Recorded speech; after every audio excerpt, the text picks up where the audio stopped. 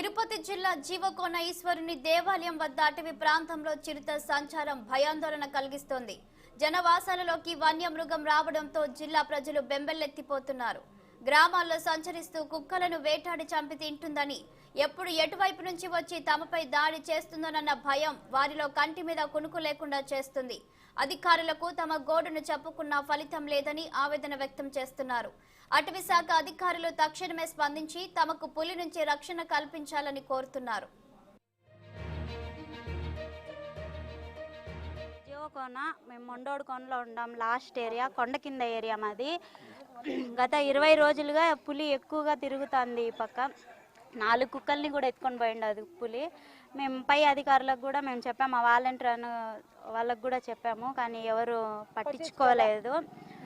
మేము 3 రోజులకి ఇంకెవరు పట్టించుకోకపోవడంతో మేమే ఆడోళ్ళము మా ఇంట్లో ఉండే వాళ్ళందరం కలుసుకొని ఒక 10-15 మంది దాకా మేమే నైట్లో ఒక 3 రోజులుగా కాపలా కాస్తా ఉన్నాం.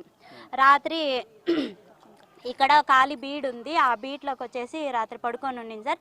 మేము పరిగెత్తి వచ్చే లోపల ఆ పులి అనేది వెళ్ళిపోయింది. మేము అరుచుకుంటూ వచ్చేసినాం. వేరే కుక్క ఉండింది, ఆ కుక్కను పట్టేస్తుందేమో అనేసి మేము అరిచే లోపల ఆ పులి వెళ్ళిపోయింది. ఎవరు పట్టించుకోవడం లేదు. దయచేసి మా గురించి కొంచెం ఆలోచించండి సార్. వాళ్ళు వస్తాము చూస్తాము అనేసానని చెప్పారు, కానీ వాళ్ళు ఇంతవరకు వచ్చింది లేదు, పట్టించుకునేది లేదు.